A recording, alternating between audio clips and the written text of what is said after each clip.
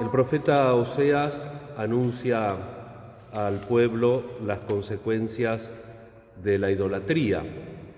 Cuando uno en lugar del Dios verdadero pone ídolos, o cuando en lugar de los principales valores pone valores secundarios o ideologías, habitualmente toma decisiones que no son muy reflexivas, que por ahí le ayudan a corto plazo, pero a largo plazo es como que desintegra el orden propio de la sociedad, inclusive podríamos decir de las comunidades religiosas, de la Iglesia misma. No nos tenemos que asustar de a veces las consecuencias sociales que tiene la Iglesia, porque si bien la Iglesia en un sentido espiritual es Cristo, más todos los bautizados de todos los tiempos, tenemos la Iglesia militante o la Iglesia más técnicamente en teología de viadores, vía es camino, de los que estamos caminando en este mundo, la Iglesia purgante, y ahí sumamos a los difuntos que se están purificando, y la Iglesia triunfante.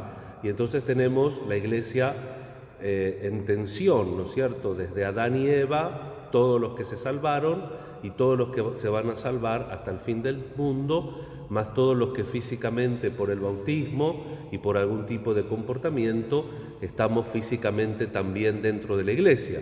Pero el Concilio Vaticano II nos dice que también la gente que físicamente está fuera de la Iglesia, pero que de alguna manera está mirando hacia la Iglesia, porque según Mateo 25 hace las obras de la verdad en la vida, asiste al que tiene hambre, al que tiene sed, como el mismo Cristo dijo, aunque no lo conozcan, a mí me lo hicieron.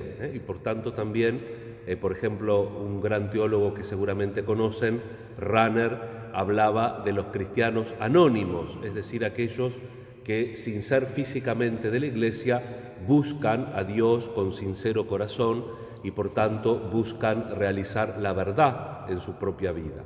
Y entonces vemos las consecuencias de la idolatría, y no solamente de la idolatría que viene, ¿no?, el becerro.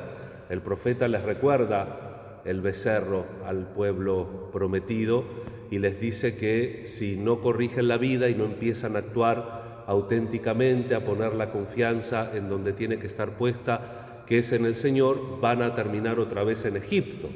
Y sabemos que después viene este final del Reino del Norte, donde ahora está predicando el profeta.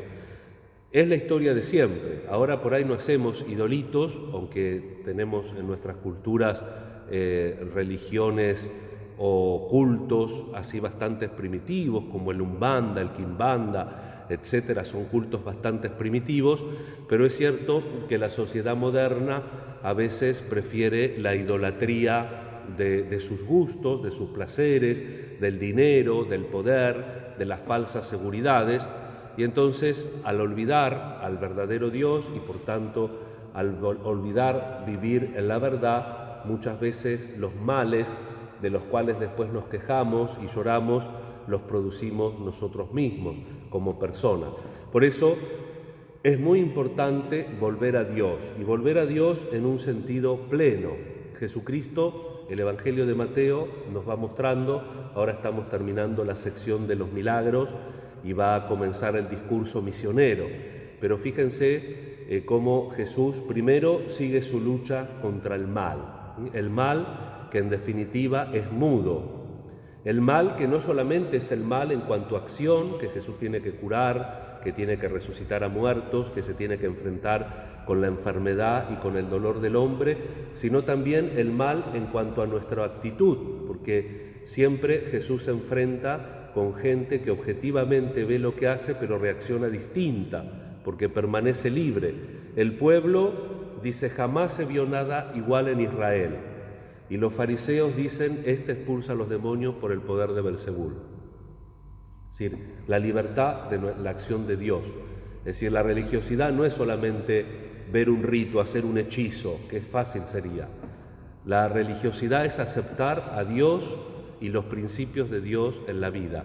Y por eso Jesús recorre en su lucha contra el mal, ve el sufrimiento y la necesidad de cada uno de nosotros, pero también es un llamado a nuestra libertad. Él no se impone, Él no dice, vení que te voy a hacer bien a la fuerza, sino que Él nos invita a seguirlo en total libertad.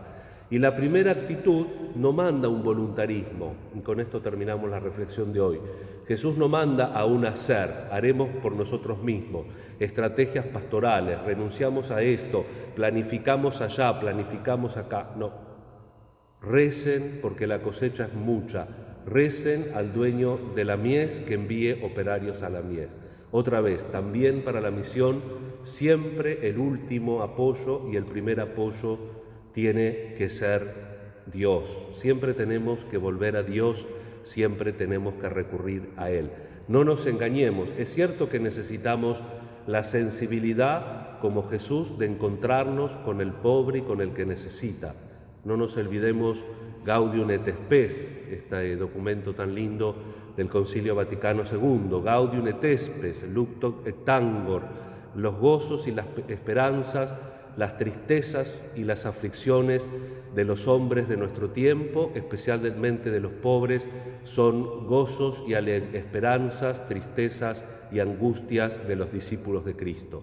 Nosotros tenemos que compartir también esa angustia, esa empatía por el mal en el mundo, pero nosotros no tenemos que ser idólatras y no tenemos que poner el fundamento en nuestra obra, en nuestra acción, sino en Dios. ¿Para qué? Para que nuestras obras en favor de los necesitados realmente produzcan la verdad que esas obras necesitan y que es la vuelta a Dios, es poner los cimientos de la realidad en Dios, no en ídolos o ideologías, y que nuestra conducta, que siempre va a ser frágil, pero que siempre esté orientada a Dios y mirando a Dios y las necesidades del otro, pueda autocorregirse y servir para hacerla más eficaz en este mundo que tanto lo necesita. Rezamos para que el Señor envíe operarios a su mies. Le pedimos al Señor en esta misa que estamos celebrando en este día de la feria por los enfermos, por todas las personas que están sufriendo las consecuencias del coronavirus, por todas las personas que ya tienen alguna enfermedad crónica. Pedimos por aquellos que se encomiendan a nuestra oración y también de una manera analógica pero real pedimos por la salud de nuestras almas. El mundo contemporáneo me parece que tiene algún problemita en el espíritu y el Señor también puede sanar nuestro cuerpo y nuestro espíritu. Que así sea.